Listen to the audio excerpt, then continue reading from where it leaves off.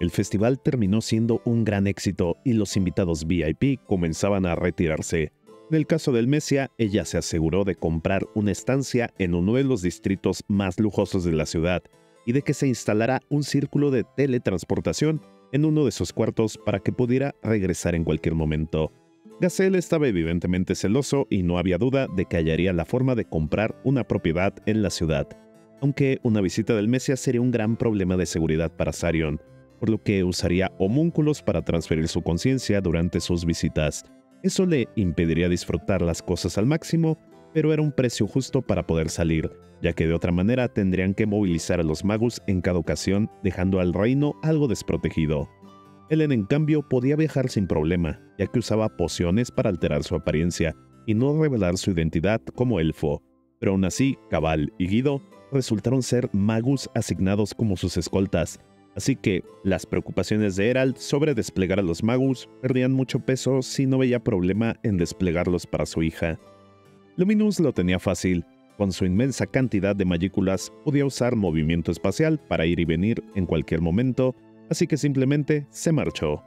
Hinata, que actualmente se hacía cargo de mantener la paz con Ruberius y sus paladines, aceptó el encargo de Rimuru de cuidar de los niños y enseñarles magia espiritual, ya que, aunque él era bueno en la magia, no se consideraba un buen maestro, y Hinata aceptó sin mucho problema, ya que la ciudad ahora formaba parte de su red de portales y podía ir siempre que tuviera tiempo libre. Hablando de los niños, Rimuru había dicho algo descuidado frente a Yuki, revelando la existencia de los espíritus dentro de ellos, en parte porque Rimuru aún tenía un atisbo de esperanza en cuanto a confiar en él, pero no había mucho margen para dudas con las evidencias actuales. Aún así, el festival fue la excusa perfecta para tomar custodia de los niños y alejarlos de Ingracia, al menos por un tiempo. El laberinto comenzó a tener problemas desde el día 1, y es que los retadores resultaron ser mediocres como mucho. Después de la presentación y a pesar de que Rimuru había hecho los ajustes pertinentes, no parecía haber un equipo lo suficientemente capaz como para llegar al piso 10. Vaya, ni siquiera habían logrado alcanzar el piso 5 donde se encontraba el punto de descanso. Era preocupante porque además de que los monstruos que aparecían eran ahora mucho más débiles, partiendo desde el rango F, las trampas también habían sido removidas, así que no corrían el riesgo de caer frente a un enemigo poderoso sin previo aviso. Incluso el equipo de Bazón tenía problemas en avanzar, y eso que ellos parecían ser los más competentes. Uno de los principales problemas era que los aventureros eran personas muy orgullosas y no solían escuchar consejos ni seguir indicaciones así como así. Entonces, muchos de ellos partían sin las precauciones adecuadas como comida y suministros, pensando que sacarían tantos tesoros que lo mejor sería ir ligeros para poder cargar con más. Vaya que estaban equivocados. Así que Rimuru convocó a una reunión a los amos del laberinto, Eldora y Ramiris, en compañía de Masayuki y Mjormael. El principal problema es que si los aventureros no podían avanzar, entonces perderían el interés, ya que no podrían obtener ninguna ganancia y dejarían de visitar el laberinto, por lo que tenían que encontrar la forma de hacerlo un poco más accesible. Mjormael sugirió que dentro de esas líneas lo mejor sería tener paciencia, ya que los aventureros actuales eran solo las personas que de casualidad estaban en ese territorio durante las festividades de Tempest, y no sería sino hasta que Masayuki terminara de contactar con las sedes del Gremio de la Libertad y pasaran algunos días, que los aventureros más capacitados comenzarían a llegar a desafiar el laberinto. Si cometían el error de hacerlo demasiado sencillo, entonces cuando aparecieran personas más competentes, harían trabajo fácil de los primeros pisos, lo cual no sería muy fructífero para ellos. La idea de Masayuki era que en lugar de hacerlo más fácil, hicieran más competentes a los retadores, mediante cursos para la conquista del laberinto que desde su punto de vista, como habitante del mundo donde provenía Rimuru, se podían traducir como tutoriales para videojuegos. Solo tenía que convertir el primer piso en una zona de entrenamiento, y después de enseñarles lo básico a los aventureros, podrían además aprovechar para promocionar sus productos como las pociones y diferentes clases de armamento, y así conseguir un extra con solo comenzar. Por último, era un desperdicio que solo hubiera accesos a la posada desde los pisos múltiplos del 5. De por sí los aventureros muchas veces no se molestaban ni siquiera en cargar un saco de dormir, de modo que aun si era por un precio premium, los aventureros estarían dispuestos a pagar por un lugar donde dormir o por algo tan simple como un baño público una vez tuvieran la necesidad dentro del laberinto. ¿Será posible que Masayuki sea realmente un genio? Sea como sea, sus sugerencias fueron aprobadas y Rimuru ordenó que se implementaran a la brevedad posible. Tanto Ramírez como Veldora estaban de acuerdo, ya que la primera quería que las personas vieran sus obras maestras, que estaban a partir del piso 50, y el segundo esperaba con entusiasmo el momento en el que llegaran sus primeros retadores, así que se pusieron en marcha de inmediato. La siguiente mejora se trataba de puntos de guardado consumibles. Teniendo la experiencia como gamer de Masayuki en el otro mundo, lo más lógico desde el punto de vista de un veterano era tener la capacidad de guardar tu partida antes de una pelea con un jefe complicado, o incluso por el simple hecho de tener otras cosas que hacer. En la primera incursión del laberinto, las trampas de Ramírez, junto con las habilidades de Masayuki y la gran capacidad de sus compañeros, les permitieron avanzar rápidamente por los primeros 10 pisos, pero ahora mismo era imposible para un equipo normal. Les tomaría varios días.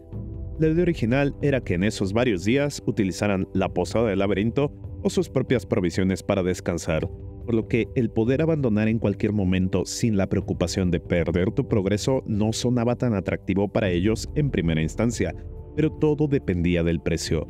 El objeto en cuestión no era el problema, y si lo vendían como un objeto premium, sin lugar a dudas traería ganancias, ya que ellos esperaban que pronto vinieran mercenarios que tendrían que reportarse regularmente con sus empleadores. Un punto de guardado portátil, por caro que fuese, era una herramienta extremadamente útil. Masayuki ya estaba hablando de tú a tú como todo un administrador del laberinto con Ramírez y Veldora, que lo elogiaron por sus geniales consejos, dignos de un viajero de otro mundo tal como Rimuru. Quizás su mejor habilidad era su adaptabilidad. En todo caso, con estas consideraciones sería complicado que los aventureros abandonaran el laberinto con facilidad. Entonces, el primer piso sería un lugar de entrenamiento con tutoriales, batallas de práctica y hasta un gimnasio para los nuevos aventureros. Después, los pisos del 2 al 4 serían más bien fáciles, con monstruos de rango F y D y sin trampas que pudieran hacer daño letal.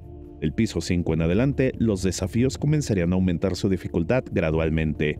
Lo único que faltaba era el plan de marketing para atraer nuevos participantes, el cual Muriel ya tenía bien pensado. Se trataba de utilizar premios en efectivo para aquellos que pudieran vencer a los jefes de piso. Premios a los cuales solo se podrían hacer acreedores los primeros equipos en conquistar los pisos de los jefes cada mes, y los cuales solo podrían ser ganados una vez por equipo, de tal modo que los grupos más fuertes no serían capaces de acaparar todos los premios, además de que se podrían publicar las listas de los ganadores periódicamente para el que la competencia entre grupos y aventureros creciera de manera saludable. Comenzarían con 3 monedas de oro para quien pasara del piso 10, 5 monedas en el piso 20, 10 monedas en el piso 30, 20 monedas para el equipo que lograra vencer a la poderosa serpiente de Tempest en el piso 40, y finalmente 100 monedas de oro para cualquiera que pasara del piso 50. Este monto no era casualidad, era el valor de las monedas estelares, de tal suerte que sería pagado con una sola moneda estelar para así poder ir cambiando esta problemática moneda y usar ese capital como un activo de utilidad. Este piso era el punto crucial donde comenzarían a aparecer desafíos verdaderamente importantes, y como tal estaría resguardado por un ser mágico de alto nivel. En este caso se turnarían tanto Equix como Bobix. El plan parecía perfecto. Viéndolo en retrospectiva, uno de los principales problemas fue que la beta cerrada la corrieron utilizando un grupo de Yumi Gaeri como sujetos de prueba, los cuales llegaron hasta el piso 40 sin ningún problema, lo cual le dio a Rimuru la idea equivocada sobre la dificultad. Ahora se daba cuenta de que estos soldados entrenados personalmente por Shion eran mucho más capaces de lo que creía y no era un buen referente para tomar decisiones sobre el laberinto. Pero ya que contaban con información de campo real, las mejoras no harían más que ayudarlos a desarrollar una mejor experiencia y por supuesto a producir una fortuna dentro del laberinto. Finalmente, Molly, que era como Rimuru se dirigía a Muriel, tenía una idea más, la de ofrecer un gran premio de 100 monedas estelares a quien lograra vencer el laberinto en su totalidad. Esa suma de dinero era de por sí exorbitante y por lo tanto cumplía con las condiciones para que los nobles de alto nivel quisieran contratar personal para intentar hacerse con el gran premio. La preocupación de que alguien realmente lo lograra podía ser preocupante, ya que afectaría directamente las arcas de la nación. Sin embargo, no podían olvidar quién era el guardián y amo del laberinto mismo, el dragón de la tormenta, Veldora, quien era el epítome de los dragones, y la sola idea de que él pudiera perder contra un grupo de aventureros era ridícula. Los únicos que tenían el más mínimo atisbo de esperanza en adentrarse en los pisos inferiores eran los paladines de Hinata, pero Rimuru y todos los demás en ese aspecto creían que ni siquiera ellos podrían llegar tan lejos como para desafiarlo, y aun si lo hicieran, derrotarlo era prácticamente imposible, por lo que se podían permitir tirar números exagerados dentro de esos premios inalcanzables. En realidad, era tan así que podían darse el lujo de nombrarlo como el desafío del Señor Demonio, y así anunciar que cualquiera que lograra vencer a Veldora ganaría el derecho de enfrentarse al mismísimo Señor Demonio, Rimuru. De tal suerte que hasta Masayuki saldría beneficiado. Si la gente lo presionaba para hacerle frente al Señor Demonio, él podría decir que lo haría después de vencer el laberinto, ya que esa sería la única forma de lograrlo. Todos asintieron ante esta genial idea, y Rimuru dio su autorización completa para que Molly se pusiera manos a la obra. Masayuki aún tenía algunas preocupaciones, ya que después de su discurso frente a la multitud, no tendría la posibilidad de escapar a su promesa de derrotar a Bobix durante mucho tiempo. Esa pelea sucedería de alguna u otra forma.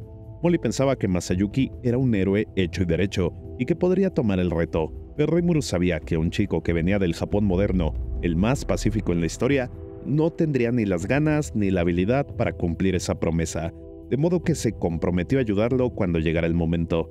Tenían tiempo para pensarlo, así que no importaba mucho. Y de esta forma terminó la reunión de emergencia en el laberinto. El laberinto comenzó a funcionar en toda su capacidad, principalmente porque los primeros retadores tenían motivaciones bastante simples.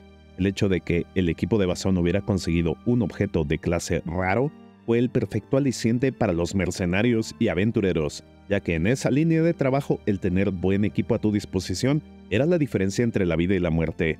Dicho esto, un objeto raro era uno que había sido forjado con magiacero y que tenía capacidades únicas. El magiacero no era un recurso fácil de obtener en este mundo.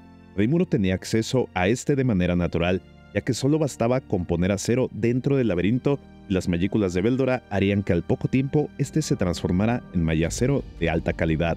Pero eso no era todo. Tener a un herrero con las habilidades de Kurobe jugaba una parte crucial en el éxito del laberinto, ya que el armamento que él producía estaba en un nivel completamente diferente a lo que se podía adquirir por medios convencionales.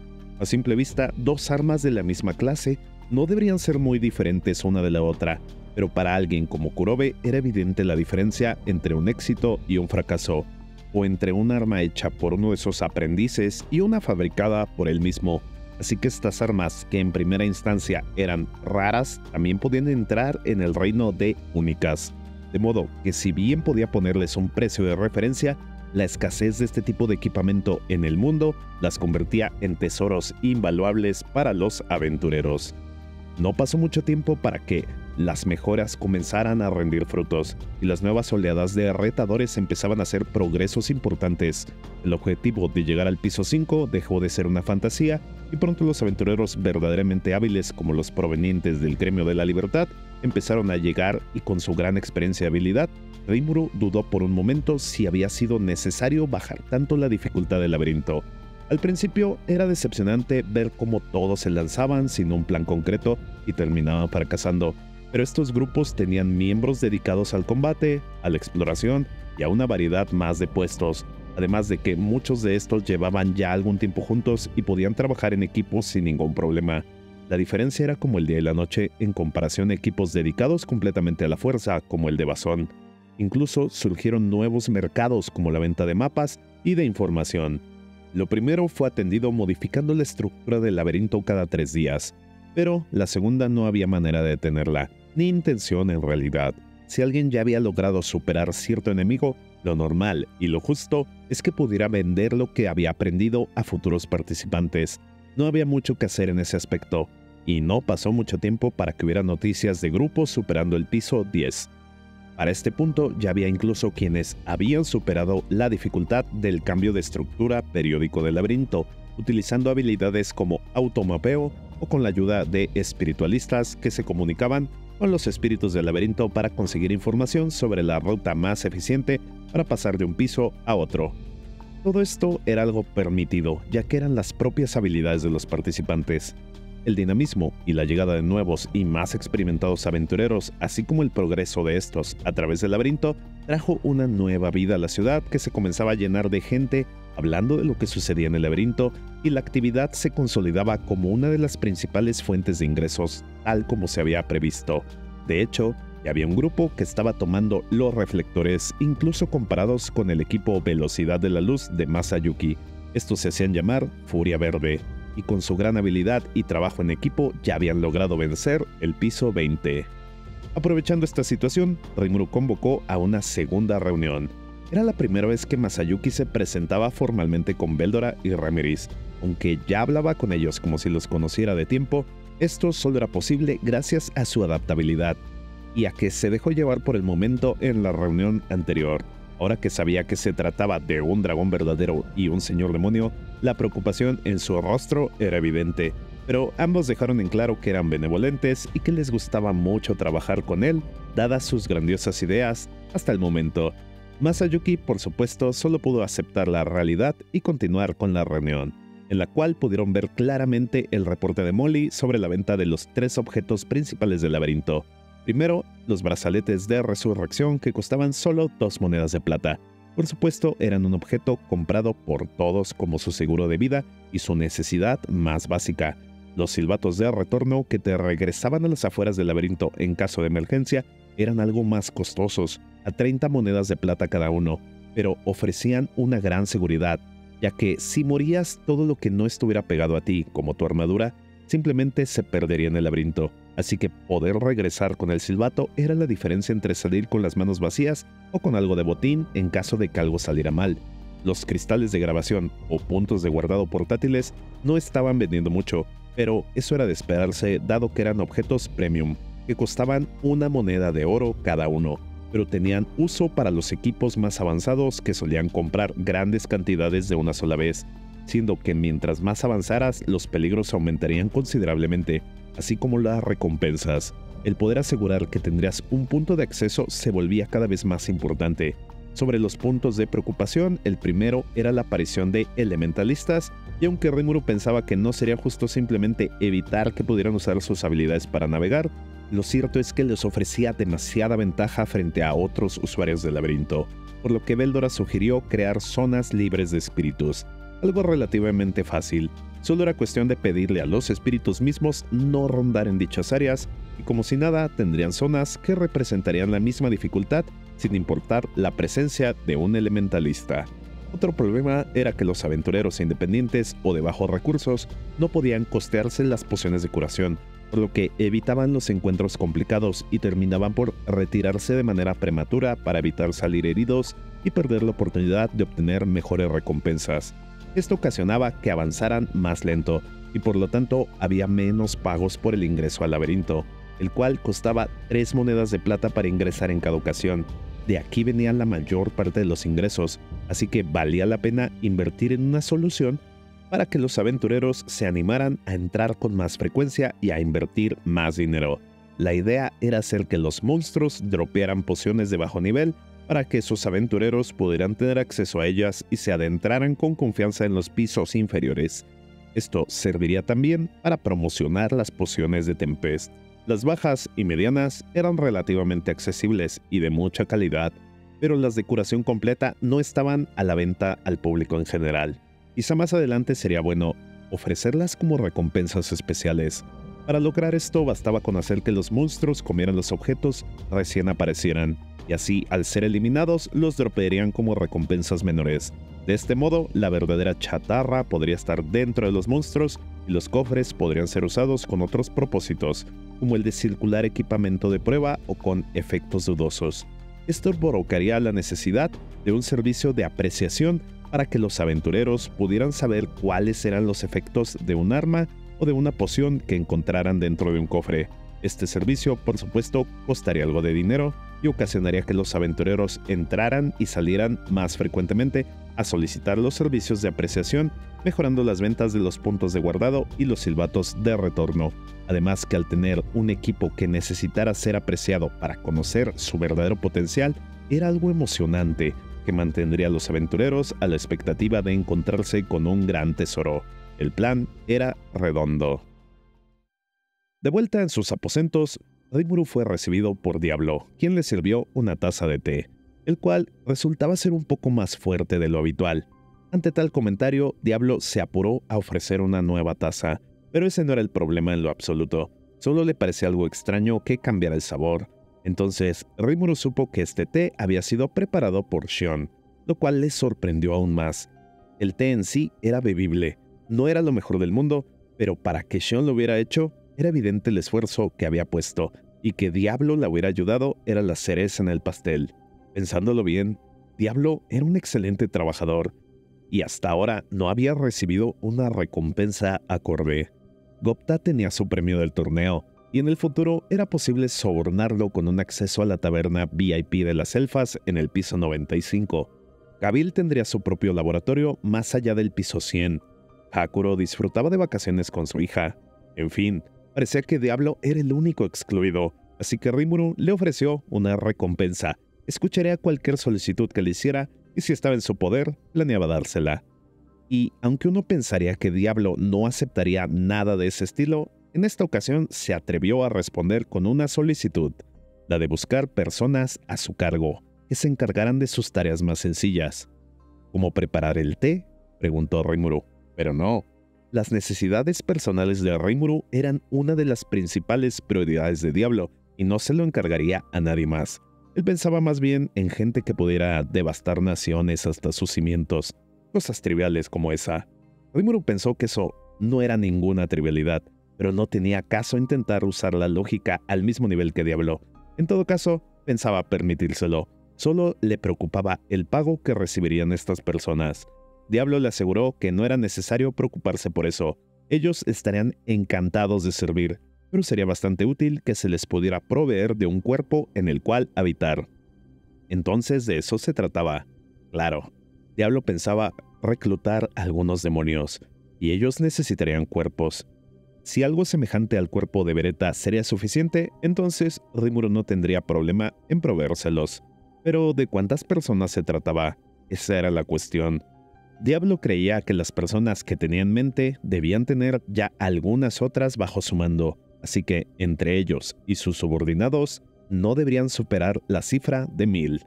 Con ese número tan escandaloso, Rimuru no podía evitar pensar si Diablo tenía intenciones de ir a la guerra o algo así, pero con gran confianza, le dijo que ellos no se atreverían a tener una guerra con él, y que si lo hicieran, difícilmente sería una pelea.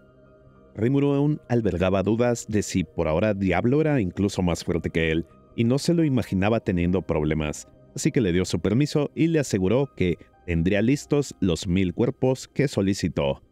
Shion le animó a marcharse enseguida, también tomando el compromiso de velar por las necesidades de su señor en su ausencia. Así que sin perder el tiempo, Diablo emprendió su viaje en búsqueda de subordinados.